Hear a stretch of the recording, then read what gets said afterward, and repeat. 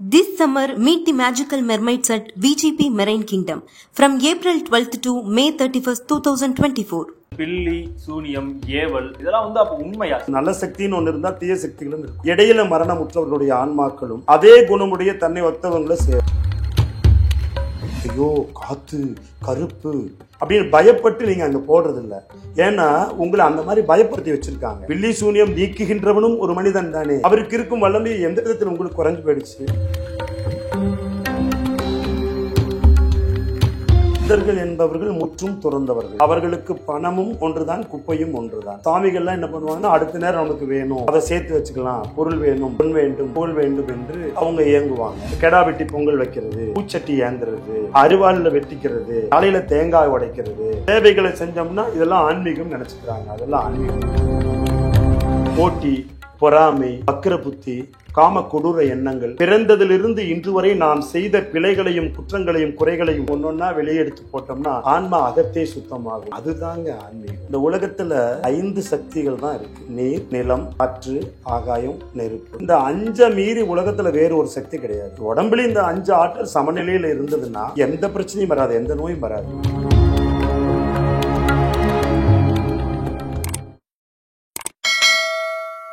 Arrows நேயர்களுக்கு வணக்கம். நான் உங்கள் அஜித். ஐயா வணக்கம். வணக்கம் ஐயா. எப்படி இருக்கீங்க?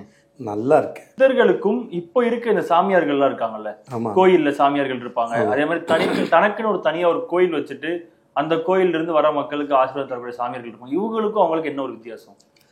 சித்தர்கள் என்பவர்கள் முற்றும் துறந்தவர்கள். அதாவது வேற எதுவுமே அவங்களுக்கு இருக்காது. அவர்கள் இன்னும் அதிகமான அந்த பிரம்மத்தினுடைய திருவடியை பற்றி கொண்டவர்களுக்கு மலஜலம் கழிப்பதிலிருந்து கூட வேறுபட்டு நிற்பாங்க. அடுத்த நேரம் நம்மெல்லாம் இந்த சாமிகள்லாம் என்ன பண்ணுவாங்கன்னா, அடுத்த நேரம் நமக்கு வேணும், அதை சேர்த்து வச்சுக்கலாம், பொருள் வேணும், பொன் வேண்டும், புகழ் வேண்டும் என்று அவங்க இயங்குவாங்க. பட் யாரெல்லாம் அதிலிருந்து துறந்து எதுவுமே வேண்டாம், யார் எத்தனை கூட்டம் வந்தாலும் கண்டுக்காம, நீங்க சொன்னீங்களே தொப்பி அம்மான்னு சொல்ற மாதிரி, அவங்களெல்லாம் பார்த்தீங்கன்னா அவங்க அடுத்த நேரத்துக்கு தனக்கு வேணும்னு எதுவும் சேர்த்து வைக்க மாட்டாங்க. சித்தர்கள் தனக்கு பின்னாடி வரவங்களுக்கு வேணும்னு வச்சுக்க மாட்டாங்க. அவர்களுக்கு பணமும் ஒன்றுதான், குப்பையும் ஒன்றுதான். அந்த மாதிரி இருக்கவங்க சித்தங்க. கோவில் வச்சுக்கிட்டு அதன் மூலமாக பொருளை ஈட்டக்கூடியவர்களும் இருக்கிறார்கள், உண்மையிலே சேவை செய்யக்கூடியவர்களும் இருக்கிறார்கள். இதுதான் அந்த வேறுபாடு. அதே மாதிரி ஐயா, இப்போ கோயில்ல இருக்கவங்க இந்த பில்லி சூனியம் பண்றதா இருக்கட்டும், இதெல்லாம் எடுக்கிறது, இந்த மாதிரி மாந்திரிக வேலைகள் அதெல்லாம் நிறைய பண்றாங்கல்ல, இந்த மாதிரியான ஒரு இது சித்தர்கள் இதுலயும் இருக்கா? இப்போ சித்தர்கள்ல என்ன சொல்றாங்கன்னா, சித்தர்கள் சொல்லக்கூடிய ஒரு ஒன்றே, இந்த உலகத்துல 5 சக்திகள் தான் இருக்கு: நீர், நிலம், காற்று, ஆகாயம், நெருப்பு. இந்த 5 தான் இருக்கு. இந்த 5 மீறி உலகத்துல வேறு ஒரு சக்தி கிடையாது. இந்த அண்டத்தில் உள்ளதே பிண்டத்தில் இருக்குதுன்னு சொல்றாங்க. அண்டத்தில் இந்த 5 பஞ்சபூத ஆற்றல் மட்டும்தான் இருக்கு. அது பிண்டம்னா உடம்பு. உடம்புல இந்த 5 ஆற்றல் சமநிலையில இருந்ததுன்னா எந்த பிரச்சனையும் வராது, எந்த நோயும் வராது. ஸோ இந்த பஞ்சபூத சக்திகள் நமக்குள்ள சமநிலையில் இருந்துட்டா, ஒன்று ஏறுனா ஒரு நோய், உதாரணத்துக்கு காற்று சக்தி அதிகமாயிட்டா மூச்சிறைப்பு நோய், காற்று குறைஞ்சு போயிடுச்சுன்னா ஆஸ்மா, வீசிங், இந்த மாதிரி ஒரு நோய். நெருப்பு சக்தி அதிகமாயிட்டா காய்ச்சல், பன்றி காய்ச்சல், பறவை காய்ச்சல், இந்த மாதிரி. குறைஞ்சு போயிடுச்சுன்னா ஐஸ் மாதிரி ஆயிடும், பல்ஸ் டவுன் ஆயிடும். இந்த மாதிரி 5 சக்திகளுக்கும் அதிகமான ஒரு பிரச்சனை, குறைஞ்சா ஒரு பிரச்சனை. இந்த சமநிலையில வச்சுக்கக்கூடிய யுத்தியை யாருமே சொல்லித்தரல, பஞ்சபூத விழிப்புணர்வையே யாருமே கொடுக்கல. அதே மாதிரி இந்த உடம்புல மட்டும் இந்த ஆற்றல் இருந்துச்சுன்னா நோய் நொடி வராது, வந்த நோய் ஓடிடும். நம்ம வசிக்கக்கூடிய இடத்துலையும் அதே ஆற்றல் சமநிலையில் இருந்துச்சுன்னா எந்த பிரச்சனையும் வராது, வந்த பிரச்சனை ஓடிடும். உதாரணத்துக்கு கணவன் மனைவி சண்டை, தொழிலில் போட்டி பொறாமை, அல்லது தொழிலில் நஷ்டம், அல்லது வியாபாரத்தில் நஷ்டம், ஏதேனும் ஒருத்தர் செய்வினை செஞ்சுட்டாங்க, பில்லி சூன்யம், காத்து கருப்பு, செய்வினை, ஏவல், தாண்டு குணம், திருஷ்டி, சாப்பாட்டு ஒன்று கலக்கி வச்சுட்டாங்க, நல்லவங்களை போலவே இருப்பாங்க, ஆனால் வேண்டாதெல்லாம் பண்ணிடுவாங்க. இப்படி பல பிரச்சனைகளோடு இருப்பாங்க. சில பேருக்கு குழந்தை பேர் இல்லை, சில பேருக்கு கல்யாணம் ஆகலை, சில பேர் அரசியலில் ஜொலிக்க முடியல, சில பேர் அடிமட்டத்திலே இருப்பாங்க, பதவி உயர்வு கிடைக்காது. இதற்கு எல்லாமே காரணம் நம்ம வீட்டில் நம்ம பஞ்சபூத சக்தியை சமநிலையில் வச்சுக்க தெரியல.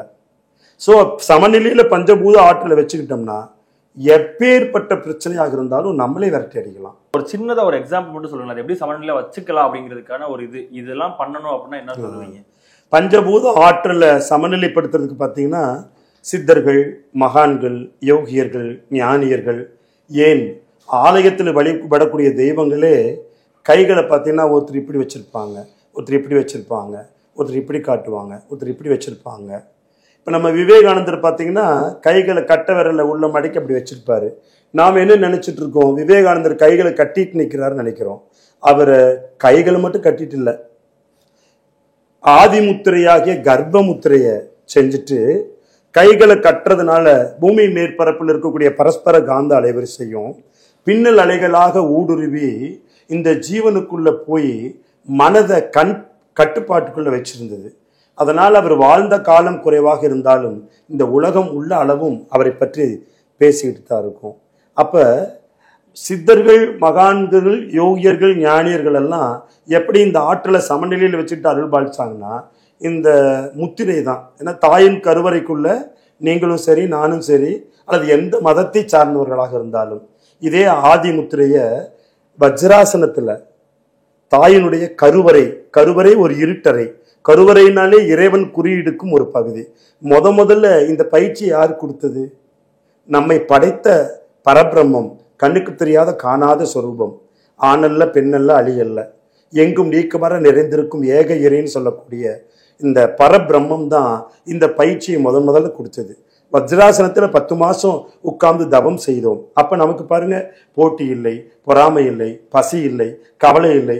பக்கத்து வீட்டுல என்ன உயர்ந்தாலும் தாழ்ந்தாலும், அல்லது ஒருத்தர் மேல வந்துட்டாலும் கீழே வந்துட்டாலும் எந்த கவலையும் இல்லாம ஆனந்தமா இருந்தோம். அப்படிப்பட்ட அந்த முத்திரைகளை செய்து அதன் மூலமாக பஞ்சபூத ஆற்றலை நாம் எடுத்துக்கொள்ள முடியும் அப்படிங்கிறத பறைசாற்றக்கூடிய இடம் தான் இது. உதாரணத்துக்கு இது சின்முத்திரை. இதை செஞ்சுட்டு இருந்தா நோய் நொடியும் போயிடும், உடல் மனம் உயிர் ஆற்றல் மேம்படும். இந்த பஞ்சபூதத்தை எப்படி எடுத்துக்கலாம்னா 5 விரல்களுக்கும் 5 சக்தி உண்டு. கட்டை விரல் நெருப்பு, ஆள்காட்டி விரல் காற்று, நடுவிரல் ஆகாயம், மோதிர விரல் மண், சுண்டு விரல் நீர். இந்த 5 ஆற்றலையும் கைகளின் மூலமாகவே எடுத்துக்கிட்டு அந்த ஆற்றலை நம்ம வச்சு பயன்படுத்திட்டு நோய் நொடியிலிருந்து விடுதலை பெறலாம். அதே ஆற்றலை வீட்டுக்குள்ள நம்மை படைத்த அந்த பிரம்மத்தை மனமுருக்கி கூப்பிட்டு இந்த முத்திரைகளை செஞ்சு அந்த ஆற்றலை உள்ள கொண்டுட்டோம்னா எதிர்மறை போயிடும், தோல்வி காணாம போயிடும், சண்டை சச்சரவுகள் போயிடும், பிரிந்த கணவன் மனைவி ஒன்றா சேர்வர். என்ன நம்ம நினைச்சிட்டு அந்த வழிபாட்டை நம்ம பண்றோமோ அதுக்கு பேரே பிரம்ம நமஸ்கார வழிபாடு, சித்தர்கள் சொல்லி கொடுத்தது. இப்படிப்பட்ட வழிபாட்டை பண்ற போது எப்பேற்பட்ட இடமா இருந்தாலும் பிரபஞ்ச மகாசக்தியால் நிரம்பப்பட்டு எதிர்மறை நீங்கி அற்புதமா அவர்கள் வாழ்க்கையில் சுடர்விட்டு பிரகாசிக்கக்கூடிய ஒரு ஆனந்த நிலையை இந்த சித்தர் வழிபாடு கொடுக்கும். அப்ப ஐயா, நீங்க சொல்ற மாதிரி வச்சு பார்க்கும்போது இந்த பஞ்சபூதங்கள் வந்து நம்ம வீட்டுல வந்து சமநிலையா இருந்துச்சுன்னா எந்த ஒரு தவறுதலுமே நடக்காது. அப்போ இந்த பில்லி, சூனியம், ஏவல், இந்த வீட்டுல இருந்து ஏதோ ஒரு பொருள் எடுக்கிறது, இந்த மாதிரி வெளியே இருக்கவங்களுக்கு செய்வன வைக்கிறது, இதெல்லாம் வந்து அப்ப உண்மையா சித்தர் வழிபாடுல இருந்து பார்க்கும்போது அப்ப இதெல்லாம் உண்மையா இல்ல சும்மா? அதாவது ஆன்மாவுக்கு இந்த உடம்பு அழிஞ்சு போயிடும், ஆன்மா அழியாது. ஆன்மாக்கள் வேறு, அனுபவங்கள் வேறு. ஸோ நம்மை ஒத்த குணமுடைய ஆன்மாக்கள் வந்து என்ன செய்யும்னா தன்னை ஒத்த குணமுடைய ஆன்மாக்களோடு சேரும், நல்ல ஆன்மாக்கள். சில வழியில தானாக மரணத்தை ஏற்படுத்தி கொண்டவர்களும் இடையில மரணமுற்றவர்களுடைய ஆன்மாக்களும் அதே குணமுடைய தன்னை ஒத்தவங்களை சேரும். இவர்களை வந்து என்ன பண்ணுவாங்கன்னா நம்ம பில்லி, சூன்யம், காத்து, கருப்பு, மந்திரம் எல்லாம் செஞ்சு ஏவி விடுவாங்க. அது உண்மையா பொய்யா என்று பார்த்தால் நமக்கு ஒன்று நேர்ந்தால் தான் நாம் அதை நம்புவோம். ஆனால் அப்படி ஒரு தீய சக்திகளும், நல்ல சக்தின்னு ஒன்று இருந்தால் தீய சக்திகளும் இருக்கும். அந்த சக்திகள் நம்மளை துவம்சம் பண்ணும், அது கண்ணுக்கு தெரியாது. அது பஞ்சமானுஷ்ய சாபங்களாக நமக்குள்ள வந்துடும். மண்ணினால் ஏற்படும் சாபம், பெண்ணினால் ஏற்படும் சாபம், வம்சத்தினால் ஏற்படும் சாபம், எதிரிகளால், சேவக பணியாளர்களால் ஏற்படும் சாபம், நம்முடைய சத்துருக்கள் எதிரிகளால் ஏற்படும் சாபம். இந்த பஞ்ச மானுஷ்ய சாபமாக வந்து கண்ணுக்கு தெரியாமல் நம்மை வந்து துவம்சம் செய்து அதில் பாதாளத்தில் தள்ளிவிடும். அதைத்தான் பில்லி, சூன்யம், காத்து, கருப்பு செய்யும். பில்லி சூன்யம் எடுக்கிறதுக்கான சாமியார்கள் இருப்பாங்க, அவங்க இடத்துல வந்து இந்த பஞ்சபூதத்தையுமே வந்து அடக்கி சமன் செய்து வச்சுதான் இருந்திருப்பாங்களா, இருக்காங்களா? அப்போ அப்படி சொல்ல முடியாது. பஞ்சபூதத்தை எல்லோருமே அறிந்தவர்களாக இருக்க முடியாது. ஆனால் பொருளீட்டும் நோக்கில நீங்க பொருளீட்டக்கூடியவனும் மனிதன் தானே, நீங்களும் மனிதன் தானே, அவருக்கு இருக்கும் எல்லாமே ஏன் உங்களுக்கு இல்லை? நீங்க திங்க் பண்றதில்ல, நீங்க யோசனை பண்றதில்ல, ஏன்னா பயந்துக்கிறீங்க. ஐயோ காத்து கருப்பு அப்படின்னு பயப்பட்டு நீங்க அங்க போடுறதில்ல. ஏன்னா உங்களை அந்த மாதிரி பயப்படுத்தி வச்சிருக்காங்க. பில்லி சூனியம் நீக்குகின்றவனும் ஒரு மனிதன் தானே, பொருளை ஈட்டுகிறான் அல்லவா? சோ அதற்காக ஏதேனும் ஒன்றை செய்து, ஆக பில்லி சூனியம் ஓசைக்கு கட்டுப்படும். மணி ஓசை அடிச்சு பாருங்க, பில்லி சூனியம் காத்து கருப்பு ஓடிடும். மேலதாளம் முழங்கி பாருங்க ஓடிடும். ஒண்ணுமில்ல, கைகளை பலமா தட்டுங்க ஓடிடும். ஆக இந்த டெக்னிக் வச்சு அவங்க என்ன பண்றாங்க, இதை பண்றாங்க. ஆனா நான் என்ன சொல்றேன், நீங்களே மனிதர் தான், அவரும் மனிதர் தான். அவருக்கு இருக்கும் வல்லமை எந்த விதத்தில் உங்களுக்கு குறைஞ்சு போயிடுச்சு? ஆன்மீகம்னா எல்லாம் என்ன நினைக்கிறாங்கன்னா, கோயில்ல போய் சாமி கும்பிடுறது, அல்லது கெடா வெட்டி பொங்கல் வைக்கிறது, பூச்சட்டி ஏந்துறது, அருவாளில் வெட்டிக்கிறது, தலையில தேங்காய் உடைக்கிறது, குண்டத்துல இறங்குறது, அக்னி சட்டி ஏந்திக்கிறது, கோவில்ல விசேஷங்களை செய்யறது, அல்லது அன்னதானம் பண்றது, சேவைகளை செஞ்சோம்னா இதெல்லாம் ஆன்மீகம் நினைச்சுக்கிறாங்க. அதெல்லாம் ஆன்மீகம் அல்ல. இப்ப நான் இருக்கேன்னா என் பேர் கிரி மாஸ்டர். ஆன்மீகம்னா என்ன தெரியுங்களா? இப்ப நான் வெள்ளையும் வெள்ளையும் போட்டிருக்கேன், என்னுடைய ஒரு பக்கம் தெரியுது, என்னுடைய பேச்சு ஈர்ப்புக்குரியதா இருக்கு, நீங்களும் ஒளிபரப்புறீங்க. பட் நான் எனக்குள்ள கேட்கிறேன், டே கிரிமாஸ்டங்கிற போர்வையில நீ இருக்கியே, நீ யோகியனா அப்படின்னு எனக்குள்ள நான் கேட்கிறேன். நான் எனக்குள்ள போய் பார்க்கிறேன், ஐயையோ இத்தனை அருவருக்கத்தக்க செயல்களை செய்தவனா நீ அப்படின்னு நமக்குள்ள பல கருத்துகள் வருது. போட்டி, பொறாமை, வக்கிர புத்தி, காம கொடூர எண்ணங்கள் இத்தனை உள்ள இருக்கா? ஐயையோ இனிமேல் எனக்கு இது வேண்டாம், இது வேண்டாம் என்று பிறந்ததிலிருந்து இன்று வரை நாம் செய்த பிழைகளையும் குற்றங்களையும் குறைகளையும் ஒன்றொன்றாக ஆன்மாவை அகத்தே சென்று நோக்கி உள்ளுக்குள் இருக்கக்கூடிய குறைகளை ஒன்னொன்னா வெளியெடுத்து போட்டோம்னா ஆன்மா அகத்தே சுத்தமாகும். அதுதாங்க ஆன்மீகம். ஆன்மாவை அகத்தே சென்று நோக்கி தனக்குள் இருக்கும் குற்றங்களையும் குறைகளையும் யாரெல்லாம் வெளியெடுத்து போட்டு அகத்தை சுத்தம் செய்கிறார்களோ அப்பதான் ஆன்மீகத்தினுடைய கதவுகள் திறக்கும். அதன் வழி பயணம் செய்தீர்களேயானால் நீங்க முற்றிலும் ஆன்மீகவாதியாக மாறுவீர்கள். ஐயா, அப்போ ஒரே ஒரு சந்தேகம் என்னன்னா, நீங்க சொல்றத வச்சு பார்க்கும்போது இறைவன் நமக்குள்ளேயே இருக்காரு, நம்ம அதை ஃபாலோ பண்ணி போலான்னு சொல்றீங்க. ஆமா. அப்போ தனியா ஒருத்தவங்க கோயில் வச்சு இறைவன்கிட்ட நான் பேசுறேன், நான் கடவுள் வழிபாடு என்கிட்ட தான் அதிகமா இருக்கு, நீங்க என்கிட்ட வாங்க, உங்களோட பிரச்சனைகள்லாம் என்னாலதான் தீர்த்து வைக்க முடியும், இந்த மாதிரிலாம் பேசுறாங்கல்ல, அவங்க பேசுறது உண்மையா பொய்யா? அதாவது அவர்களிடம் இல்லை, அவர்கள் வைத்திருக்கக்கூடிய இடம் ஆலயங்கள். கோபுரம் எப்படி கட்டியிருப்பாங்கன்னா கூம்பு வடிவத்துல மேல போய் ஒரு கலசம் வச்சிருப்பாங்க.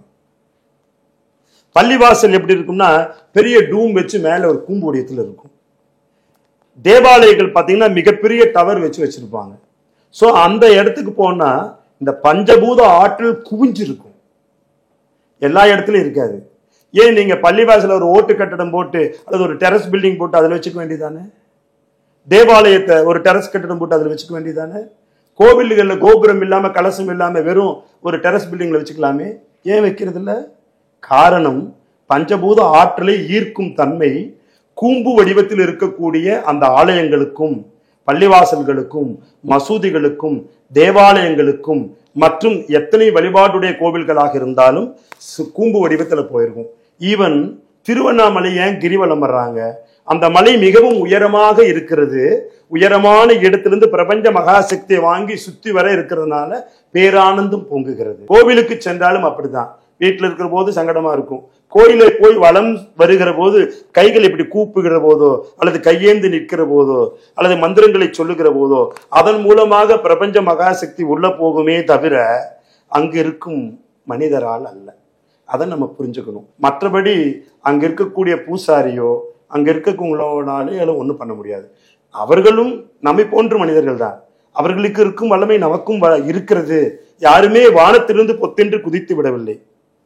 ஒரு கலெக்டர் ஆகட்டும், ஒரு நாட்டின் பிரதம மந்திரி ஆகட்டும், ஒரு விஞ்ஞானி ஆகட்டும், நம்மோடு இணைந்து வாழ்ந்து தன்னை அர்ப்பணிச்சுக்கிட்டு ஏதேனும் ஒன்றை கண்டுபிடித்தால்தான் அது விஞ்ஞானியாக முடியும். அதுக்கும் நான்கிறது மறந்து போயிடும். நம்ம அப்துல் கலாம் ஐயாவை எடுத்துக்குங்க, நான் அவர் சொல்லல, நாம்னு தான் சொல்றாரு. அதாவது நான்னாலே வராது, ஞான் அப்படின்னா நான் அர்த்தம். அந்தம் அம் ஞான் அம் ஞானம் பிறக்கும். நான் என்கின்ற அகந்தை முடிவுக்கு வந்தாலே ஞானம் பிறக்கும். அந்த ஞானத்தை விரித்து பார்த்தால் விரிஞானம், விஞ்ஞானம், புதிய புதிய கண்டுபிடிப்புகள். அதே ஞானத்தை மையப்படுத்தி பார்த்தால் மெய்ஞானம், மெய்ஞானம், மெய்ஞானம். மெய்ஞானத்தினால இதெல்லாம் சொல்ல முடியும். சோ விஞ்ஞானத்தால் முடியாததை மெய்ஞானம் செய்யும் என்பது ஒரு வழக்கு. நிறைய விஷயங்கள் எங்ககிட்ட ஷேர் பண்ணிக்க, நிறைய விஷயங்கள் சித்தர்கள் பத்தியும் எங்ககிட்ட சொல்லிக்கிட்டீங்க. ஸோ உங்களோட நேரத்துக்கு ரொம்ப ரொம்ப நன்றி. இந்த சேனலுக்கு மனமார்ந்த நன்றிகள்.